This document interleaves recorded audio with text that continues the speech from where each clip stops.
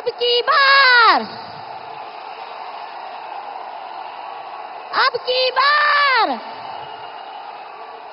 हर हर मोदी, हर हर मोदी, हर हर मोदी, हर हर मोदी।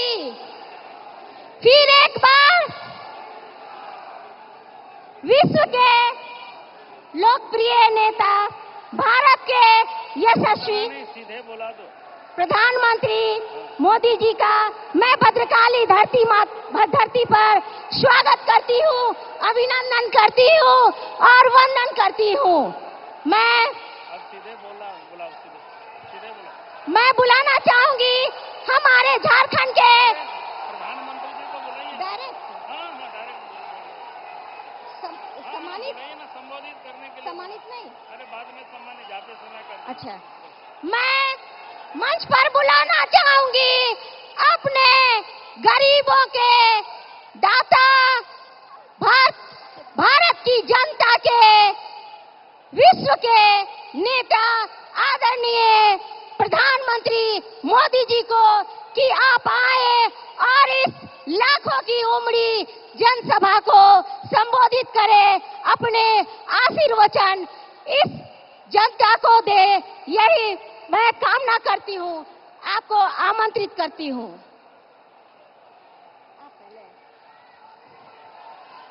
नहीं, सबसे पहले देश के प्रधानमंत्री आदरणीय नरेंद्र मोदी जी का मैं स्वागत करता हूं, अभिनंदन करता हूं इस चतरा की धरती पर। और यहां दो लोकसभा क्षेत्र से कार्यकर्ता उपस्थित है। चतरा लोकसभा से प्रत्याशी श्री कालीचरण सिंह जी और हजारीबाग लोकसभा क्षेत्र से श्री मनीष जायसवाल जी, और साथ ही मंच पर तमाम सहयोगी दल के नेतागण, विधायकगण, सांसद, पूर्व विधायकगण और प्रदेश के पदाधिकारीगण यहाँ उपस्थित हैं। उन सबों का मैं अभिनंदन करता हूँ, स्वागत करता हूँ। और मैं इतना ही कहूँगा कि आज जो झारखंड में सरकार है, झारखंड मुक्ति मोर्चा कांग्रेस पार्टी की, ये सरकार झारखंड के विरोधी भी है, झारखंडियों के विरोधी भी है और विकास की भी ये लोग विरोधी है।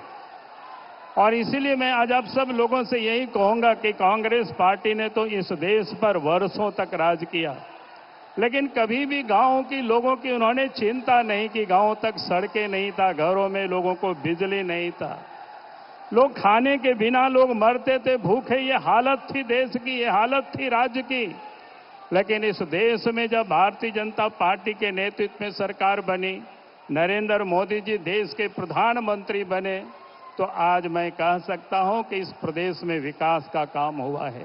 गांवों तक सड़क भी पहुंची, नदी नाला में पुल पुलिया भी बना, और यहां तक कि आज घरों को बिजली भी पहुंची है।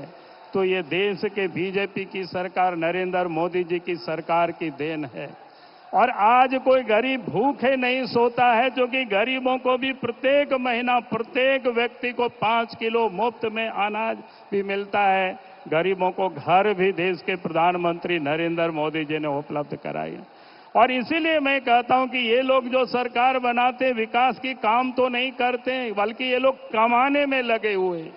और कमाया इतना, आप आए दिन देख रहे होंगे सरकार में बैठे हुए भ्रष्ट अफसरों के घरों से पैसे, नोट की गड्डी निकलते हैं। कांग्रेस पार्टी के एमपी के घरों से नोट निकलते हैं। यहां तक कि अभी तो दिन पहले यहां के मंत्री के पीए के नौकर के घर से भी पैसा निकलता है।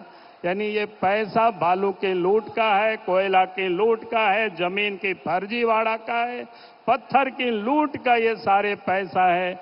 और आज उस सारे पैसे को भारत सरकार की जांच एजेंसी खोज करके निकाल रही है। तो ये सारे लोग आज परेशान है। और इसीलिए आज मैं आप सब लोगों से यही अपील करूंगा, आने वाला जो चुनाव है 20 तारीख को, उस चुनाव में आप सब लोग अपना एक एक वोट कमल फूल पर डालेंगे और फिर से इस देश में प्रधानमंत्री नरेंद्र मोदी जी को बनाना है। और इन्हीं शब्दों के साथ मैं देश के प्रधानमंत्री और इस धरती के सबसे लोकप्रिय नेता आदरणीय नरेंद्र मोदी जी को मैं आमंत्रित करता हूं। बहुत बहुत धन्यवाद।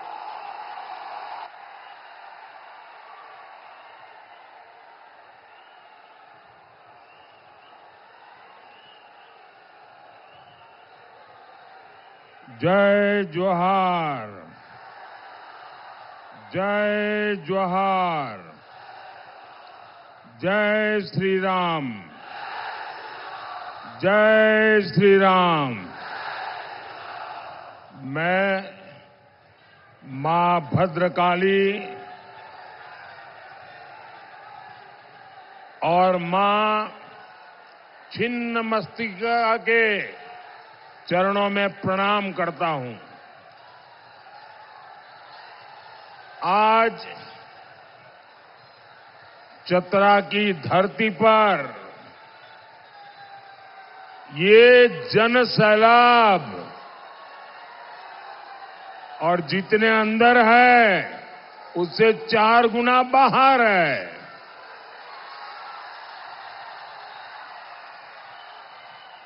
आपका ये उत्साह, आपका ये स्नेह 4 जून को परिणाम क्या आने वाले हैं, जो भी इसमें अभी भी दुविधा में हो वो जरा आकर के यहां देख लें।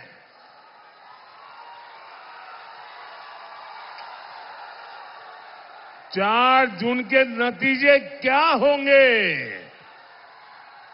ये चतरा की धरती पर से आपको दिखाई देगा।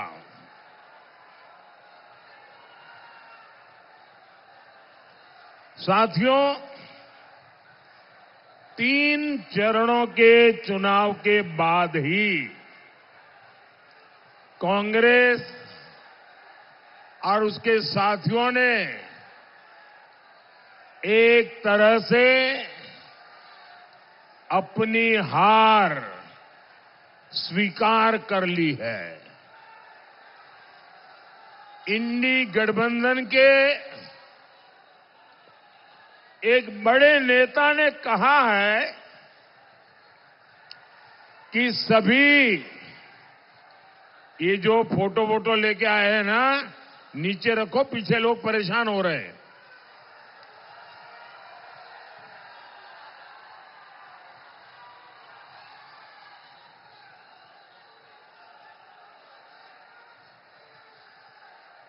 इंडी अलायंस के एक बहुत बड़े नेता ने एक बहुत महत्वपूर्ण बयान दिया है और इसको 3 दिन हो गए और जो लोग राजनीतिक परिस्थितियों के जानकार हैं उनकी नजर उस तरफ गई लगती नहीं है। मेरे हिसाब से उनका ये बयान बहुत ही सोचा समझा बयान है और बहुत ही निराशा में से पैदा हुआ बयान है। एक बड़े नेता ने कहा है कि इंडी अलायंस के साथ जुड़ी हुई जो क्षेत्रीय पार्टियां हैं उन्होंने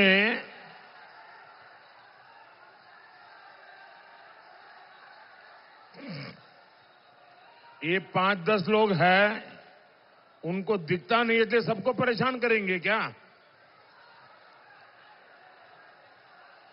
आप मुझे देख नहीं पाते हैं, संख्या बहुत है, मैं आपकी क्षमा मांगता हूं, लेकिन कृपा करके मेरी आवाज सुन लीजिए।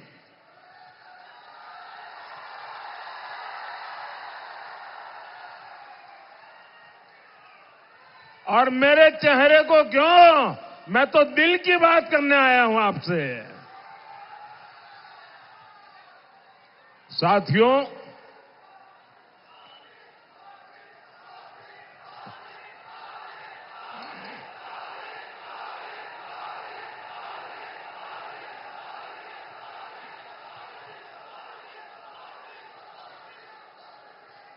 मैं बड़ी महत्वपूर्ण बात बता रहा हूं और मैं पक्का मानता हूं देश भर के लोग अगर टीवी पे मुझे अभी देखते होंगे, सुनते होंगे, तो जरूर उनका भी ध्यान जाएगा। ये महत्वपूर्ण झारखंड के लिए भी है। ये महत्वपूर्ण देश के आने वाले दिनों के घटनाक्रम से जुड़ा हुआ है। कांग्रेस जो इंडी अलायंस चल रहा है, उस इंडी अलायंस के एक बहुत बड़े नेता ने उन्होंने कहा है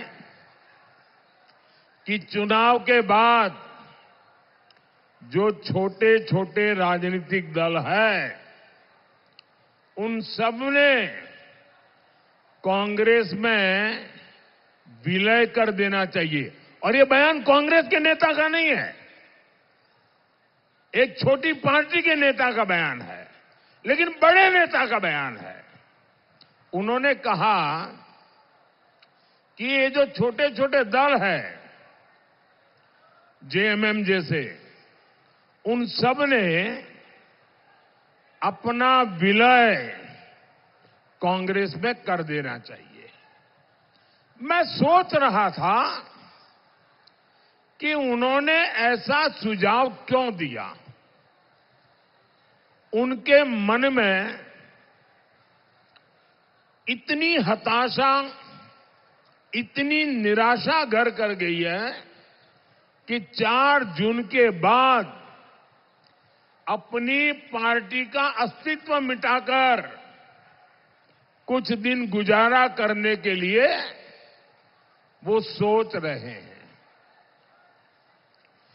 वो क्षेत्रीय पार्टियों का जो भी इंडी अलायंस की साथी है, उनका अस्तित्व खत्म कर देना चाहते हैं। और सोचने के बाद और पिछले 3 चरण के मतदानों के रुझान के बाद मुझे बराबर समझ आया कि उन्होंने ऐसा क्यों कहा है। क्योंकि उनके मन में पक्का हो गया है कि कांग्रेस और उसके साथी सब मिलाकर के भी मान्य विपक्ष को जितनी सीटें चाहिए, ऑपोजिशन को जितनी सीटें चाहिए, जो 10% होती है, यानी करीब करीब 50 के ऊपर थोड़ी, लेकिन उनको लग रहा है इतनी भी नहीं आएगी। और अगर विलय कर देंगे तो फिर हमारे पूरे समूह को हो सकता है मान्य विपक्ष के रूप में मान्यता मिल जाए। आप देखिए, देश की जनता ने ये तिकड़म लड़ाने वालों को कैसा सबक सिखाया है। 3 चरणों में ही ऐसा सबक सिखा दिया है कि वे विलय करके मान्य विपक्ष के लिए जगह ढूंढ रहे हैं। और इसके लिए मैं देशवासियों को एडवांस में बधाई देता हूं।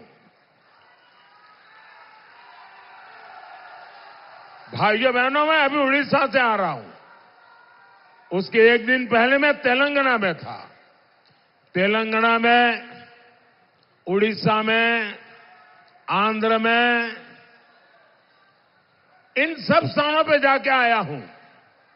मैं साथियों बड़ी जिम्मेवारी के साथ कहता हूं कि इस चुनाव के साथ साथ जहां विधानसभा के चुनाव भी चल रहे हैं, जैसे उड़ीसा में है, आंध्र में है, अरुणाचल प्रदेश में है, जहां जहां विधानसभा के चुनाव भी साथ में है।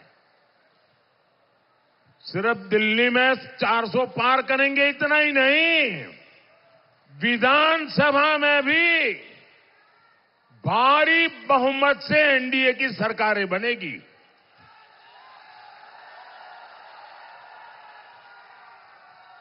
और ये शहजादे को, उनकी पार्टी को, उनकी उम्र से भी कम सीटें मिलने वाली हैं।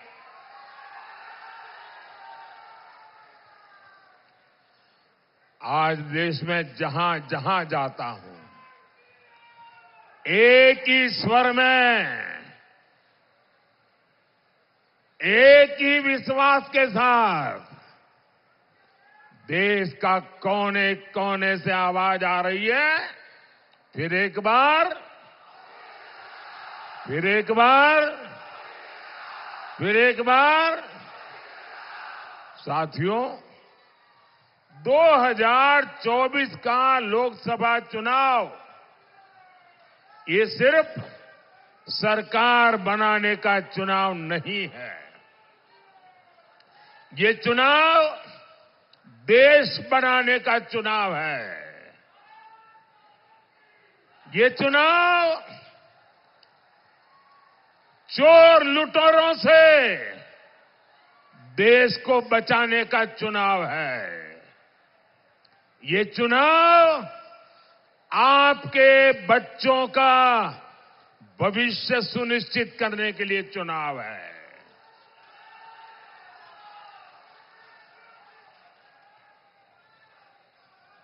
आप तो जानते हैं ना, वो कौन लोग हैं जिससे देश को बचाना बहुत जरूरी है।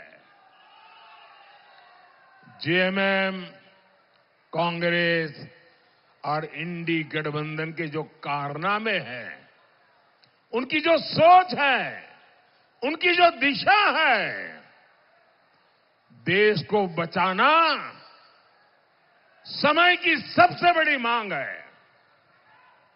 आपने देखा कैसे जेएमएम और कांग्रेस के ठिकानों से नोटों के पहाड़ निकल रहे हैं, नोटों के पहाड़।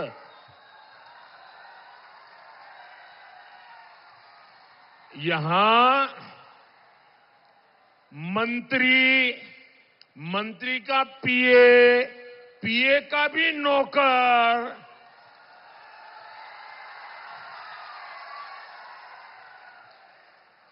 और मैंने तो कभी अपनी आंखों से इतनी नोटें नहीं देखी है। यहां नोटों के पहाड़ उगाने का काम झामुमो, जेएमएम और कांग्रेस ने किया है। और बेशर्मी देखिए, इतनी नोटें निकलने के बाद शर्म से माथा झुक जाए, कोई आंख तक ऊंची न करे, ये ऐसे बेशर्म है, इनको कोई परवाह नहीं है। और तब देश के लिए संकट बहुत गहरा हो जाता है। आप सोचिए, जब कर्मचारियों के घरों से करोड़ों रुपए मिल रहे हैं, तो मालिकों की तिजोरी में कितना काला धन होगा। कांग्रेस के सांसद के पास से तो 300 करोड़ से ज्यादा कैश मिला। अरे नोट गिनने वाली मशीनें गिनते गिनते खराब हो गई, मशीनें हांफने लग गई। गिनते थे लेकिन नोट खत्म नहीं होती थी। जरा मेरे भाई बहन बताइए, ये पैसा किसका है?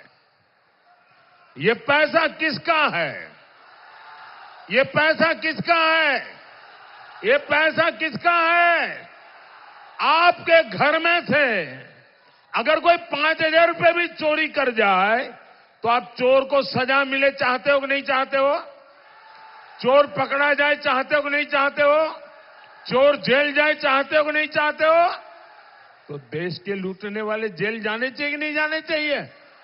देश को लूटने वाले जेल में रहने चाहिए कि नहीं रहने चाहिए? ये पैसा आपका पैसा है।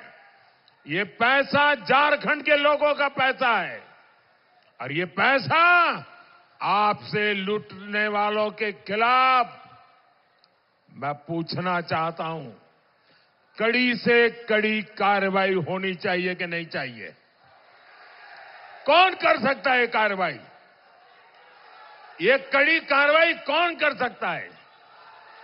कौन कर सकता है भाई? जिसके ऊपर कोई दाग नहीं लगा है ना, वो आपका बेटा मोदी कर सकता है जी।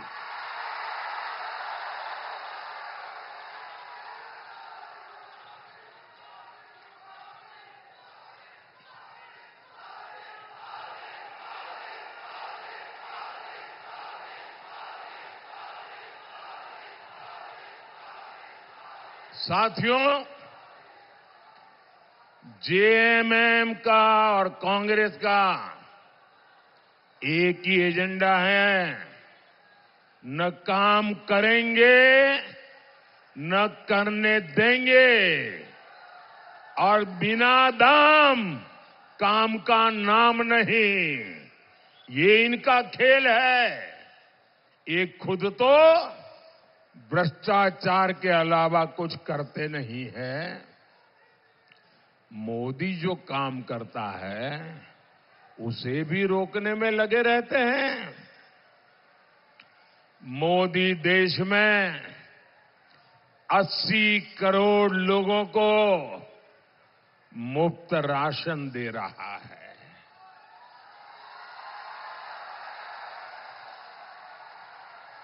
साथियों, मैं गरीब परिवार में पैदा हुआ हूं। मैंने गरीबी देखी है। भूख क्या होती है वो मैं अनुभव करके निकला हूं और इसलिए मैं नहीं चाहता हूं कि मेरे देश का कोई बच्चा भूखा सो जाए। इसलिए मैं चाहता हूं कि मेरे देश के गरीब के घर का चूल्हा जलता रहना चाहिए और इसलिए केंद्र सरकार 80 करोड़ लोगों को मुफ्त राशन का पूरा खर्च उठाती है। लेकिन झारखंड में इन लोगों ने राशन बांटने की व्यवस्था तबाह करके रख दी है।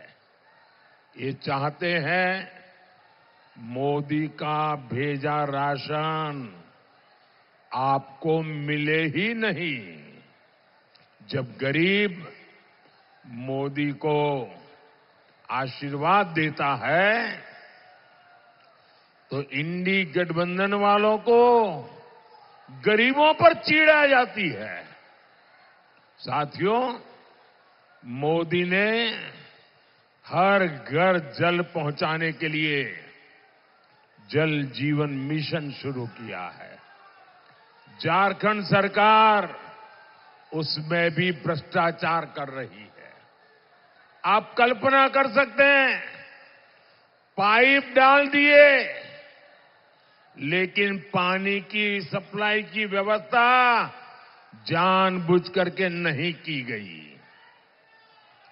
साथियों, हमारी सरकार झारखंड के युवाओं के लिए नए अवसर बनाने के लिए दिन रात काम कर रही है।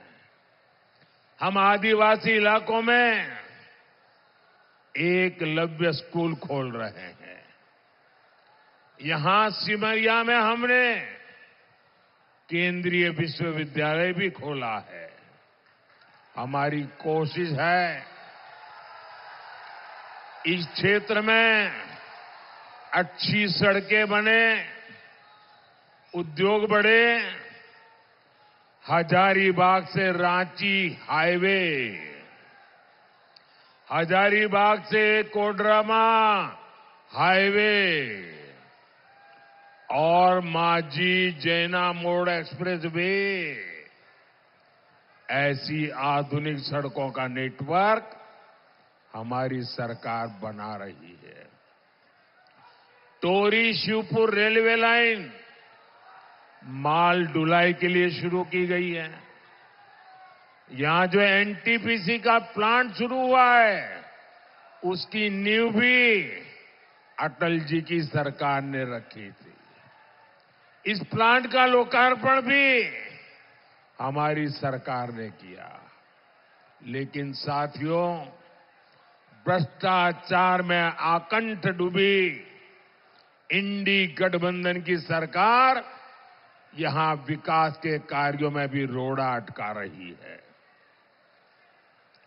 मैं इन लोगों से पूछना चाहता हूं, झारखंड का विकास हो जाएगा तो तुम लोगों का क्या नुकसान होगा? क्यों यहां के नौजवानों के लिए रोजगार के मौके बंद कर रहे हो? साथियों, इंडी गठबंधन को आपकी रोजी रोटी की कोई चिंता नहीं है। वे सिर्फ और सिर्फ लूट पर चलाने के लिए सत्ता के गलियारों में जीना चाहते हैं। वो अपना स्वार्थ देखते हैं। आप जानते हैं कांग्रेस जेएमएम झारखंड का विकास क्यों रोकना चाहते हैं? इन्हें डर है, अगर दलित, पिछड़ा, आदिवासी अगर उनके बच्चे आगे बढ़ जाएंगे तो उनकी दुकान का क्या होगा?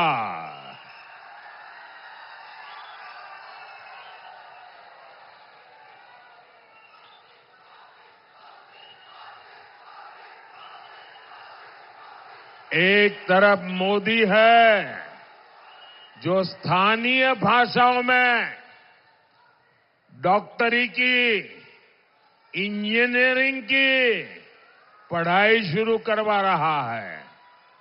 मैं चाहता हूं कि मेरे आदिवासी भाई बहनों के बच्चे भी ज्यादा से ज्यादा डॉक्टर, इंजीनियर बने। लेकिन कांग्रेस जेएमएम को आपके बच्चों के भविष्य की परवाह नहीं है। आपको याद है ना, चुनाव से पहले जेएमएम ने हर साल 5 लाख नौकरी देने का वादा किया था। क्या नौकरियां दी क्या उन्होंने? जेएमएम कांग्रेस ने झारखंड में एक ही उद्योग लगाया है। एक ही उद्योग लगाया है, अफीम उद्योग। अफीम।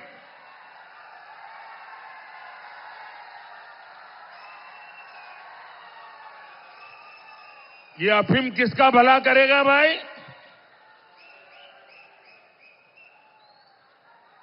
ये आपकी आने वाली पीढ़ियों को बर्बाद करेगा कि नहीं करेगा?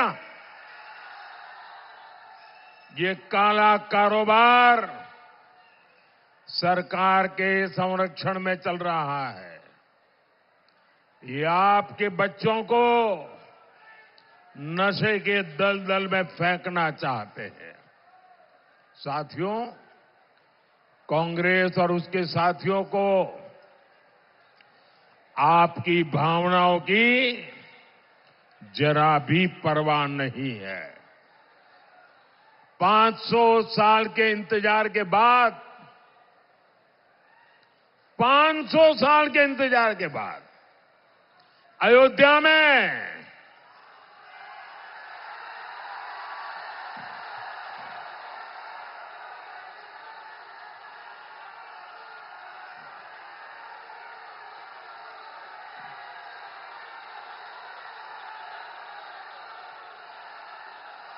जय श्री राम। अयोध्या में भगवान राम का मंदिर 500 साल के बाद बना, अनेक पीढ़ियों के बलिदान के बाद बना। कौन हिंदुस्तानी होगा जिसको आनंद नहीं होगा? आपको हुआ कि नहीं हुआ? हुआ कि नहीं हुआ? भाइयों बहनों, जब अयोध्या से वनवास के लिए राजकुमार राम ने प्रस्थान किया था ना, जब अयोध्या से निकले थे 14 साल के लिए, ये मेरी बात जरा गौर से सुनिए, जब अयोध्या से निकले थे राम जी, तब तो वो अयोध्या के राजकुमार थे, लेकिन 14 साल वनवास के बाद वापिस आए तो मर्यादा पुरुषोत्तम राम बन गए थे। अब जरा सोचो, ये राजकुमार राम मर्यादा पुरुषोत्तम राम कैसे बने? वे 14 साल आदिवासियों के बीच में रहे थे। ये आदिवासियों ने अयोध्या के राजकुमार को प्रभु राम बना दिया था, मर्यादा पुरुषोत्तम राम बना दिया था। हम प्रभु राम की भक्ति करते हैं क्योंकि ये मेरे आदिवासियों के संघ ने राजकुमार राम को मर्यादा पुरुषोत्तम राम बना दिया था। और इसलिए हम राम की तो पूजा करते हैं, लेकिन राम को प्रभु राम बनाने वाले आदिवासियों की भी पूजा करते हैं। लेकिन साथियों, कांग्रेस जामुमो और उसके सहयोगियों को आदिवासियों का हित, उनका गौरव बर्दाश्त नहीं होता। भारतीय जनता पार्टी ने एक आदिवासी बेटी को देश की राष्ट्रपति बनाया। द्रौपदी मुर्मू जी आपके यहां गवर्नर रह चुकी है, आप उनको भलीभांति जानते हैं। वो आज देश की सर्वश्रेष्ठ पद पर है, देश की तीनों सेनाओं को वो कमांड करती है। मुझे बताइए भाइयों, एक आदिवासी बेटी को राष्ट्रपति किसने बनाया? किसने बनाया? किसने बनाया? किसने बनाया? किसने बनाया? मोदी ने नहीं बनाया, आपके एक वोट ने बनाया है। ये आपके वोट की ताकत है कि आपने मोदी को सेवा करने का मौका दिया, और ये आपके वोट की ताकत है कि द्रौपदी मुर्मू जी आज देश की राष्ट्रपति है। आप कहिए भैया, द्रौपदी मुर्मू जी का राष्ट्रपति बनना हम सबके लिए गर्व का विषय है कि नहीं है? आपको गर्व होता है कि नहीं होता है? अभिमान होता है कि नहीं होता है? लेकिन कांग्रेस और उसके साथी पहले दिन से आदिवासी बेटी द्रौपदी मुर्मू राष्ट्रपति बन गई, ये पचा नहीं पा रहे हैं, डगर डगर पर उनका अपमान करते हैं। जो ताजा घटना घटी है, ये घटना बहुत गंभीर है भाइयों, और इसलिए मुझे देशवासियों के सामने मेरी पीड़ा व्यक्त करना जरूरी है। भैया वो तस्वीर नीचे रख दो, आप नीचे बैठिए। तस्वीर नीचे रखो, आप भी नीचे बैठो, नीचे बैठिए आप। धन्यवाद। देशवासियों के सामने मैं मेरी पीड़ा व्यक्त करना चाहता हूं। हमें राष्ट्रपति का पद इतना महत्वपूर्ण होता है, गलती से भी उसको अपमानित नहीं करना चाहिए। लेकिन कांग्रेस पार्टी, जिसकी सोच 18वीं शताब्दी की सोच है, 18वीं शताब्दी की सोच है, पापी मन है। क्या हुआ मैं बताता हूं। अभी हमारी राष्ट्रपति जी अयोध्या प्रभु राम लला के दर्शन करने, वहां पूजा अर्चन करने गई थी और पूजा अर्चन करके आई।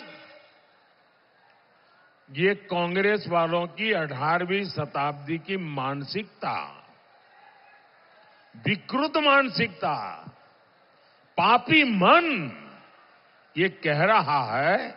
घोषणा की उन्होंने प्रेस कॉन्फ्रेंस करके मुंबई में, ये कहा कि ये राम मंदिर का अब हम शुद्धिकरण करेंगे, राम मंदिर को गंगा जल से धोएंगे। क्या एक आदिवासी प्रभु रामलला के दर्शन करे और इसलिए आपको मंदिर धोना पड़े? ये कौन सी मानसिकता है आपकी? ये राष्ट्रपति का अपमान है कि नहीं है? राष्ट्रपति का अपमान है कि नहीं है? नारी का अपमान है कि नहीं है? हिंदुस्तान का अपमान है कि नहीं है? प्रभु राम का अपमान है कि नहीं है? राष्ट्रपति का अपमान है कि नहीं है? ऐसे लोगों को माफ कर सकते हैं क्या? कभी भी माफ कर सकते हैं क्या? हिंदुस्तान ऐसे लोगों को माफ कर सकता है क्या? भाइयों बहनों, ये कांग्रेस वाले लोग हैं, उन्हें सिर्फ आपसे वोट चाहिए, उनको आपके प्रति प्रेम नहीं है, वो आपको मनुष्य मानने को तैयार नहीं है। भाइयों, इतना बड़ा पाप उन्होंने किया और इसलिए पीड़ा मैं देशवासियों के सामने रख रहा हूं। मुझे बताइए, ये लोग आपसे एक वोट पाने के हकदार है क्या? साथियों, कांग्रेस के शहजादे इन दिनों एक नया फॉर्मूला लेकर आए हैं। आपने सुना होगा, वो कह रहे हैं कि कांग्रेस आएगी तो आपकी संपत्ति की जांच करवाएगी, एक्सरे करेंगे, एक्सरे,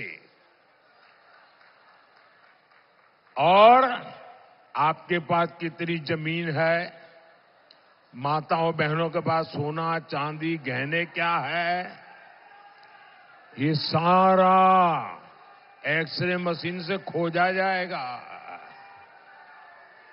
आपकी संपत्ति भी, आपकी मेहनत की कमाई की संपत्ति भी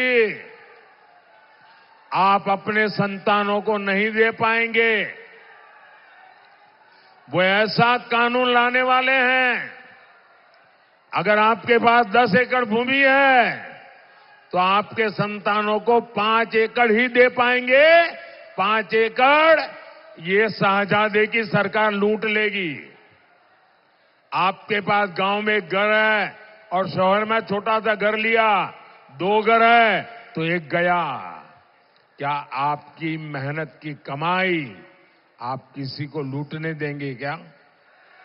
किसी को लेने देंगे क्या? ये आपकी मेहनत की कमाई पर आपका हक है कि नहीं है? आपके बच्चों का हक है कि नहीं है? ये लूटना चाहते हैं और मोदी दीवार बन के खड़ा है।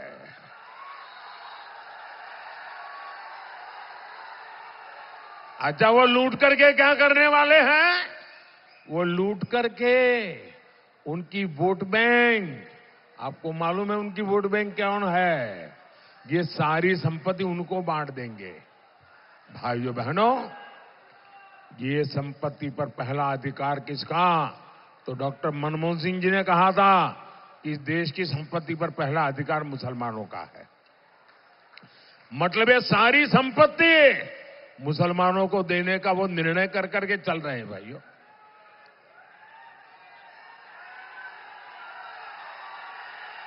साथियों, ये कांग्रेस का पंजा हमारे दलितों, हमारे पिछड़ों, हमारे आदिवासियों का आरक्षण भी छीनना चाहता है। ये पूरे देश में इस काम में जुटे हुए हैं कि एससी, एसटी, ओबीसी का आरक्षण छीनो और अपने वोट बैंक को दे दो। इन्होंने आंध्र प्रदेश में यही किया। रातों रात सभी मुसलमानों को ओबीसी बना दिया और कर्नाटका में जो ओबीसी थे उनका हिस्सा लूट लिया। भाइयों बहनों, बाबा साहब आंबेडकर ने धर्म के आधार पर आरक्षण का विरोध किया था। धर्म के आधार पर आरक्षण को कोई सहमत नहीं था। सुप्रीम कोर्ट ने भी मना किया है। ये धर्म के नाम पर आरक्षण कर करके इस देश के एससी, एसटी, ओबीसी को मिला हुआ हक लूटना चाहते हैं। और इसलिए भाइयों बहनों, हम सबको बहुत चौकन्ना रहने की जरूरत है।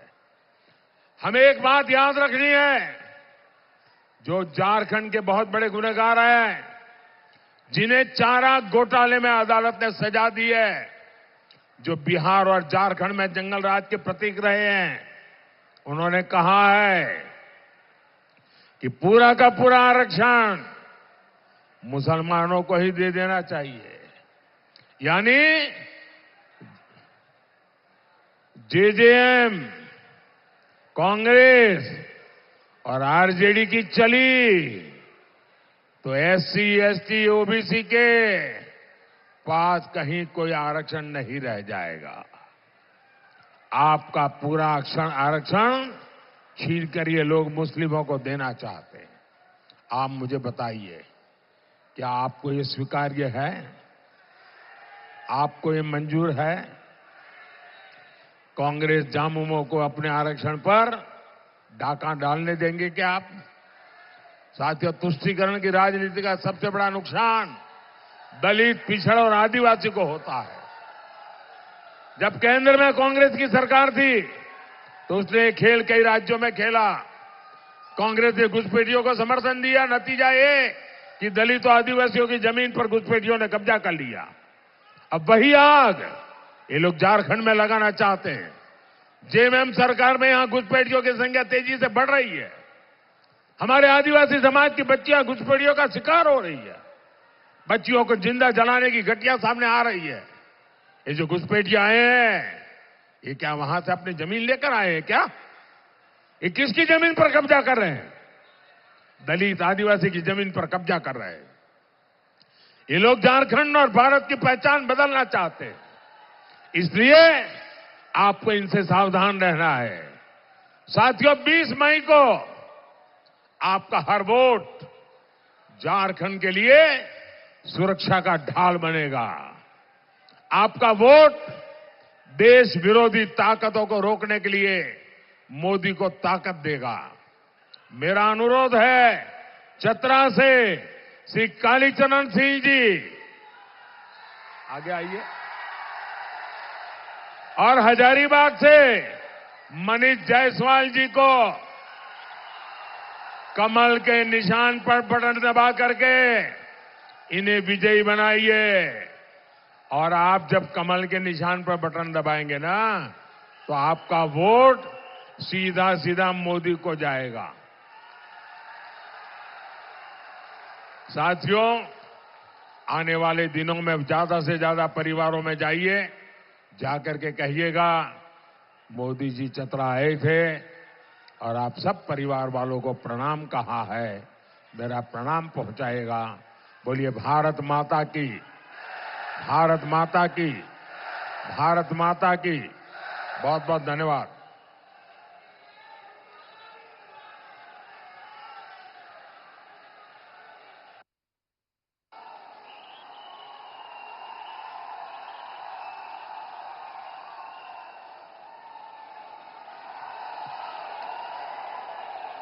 बहुत बहुत धन्यवाद हमारे गरीबों के दाता, हमारी जनता के दाता, आदरणीय हमारे यशस्वी प्रधानमंत्री जी।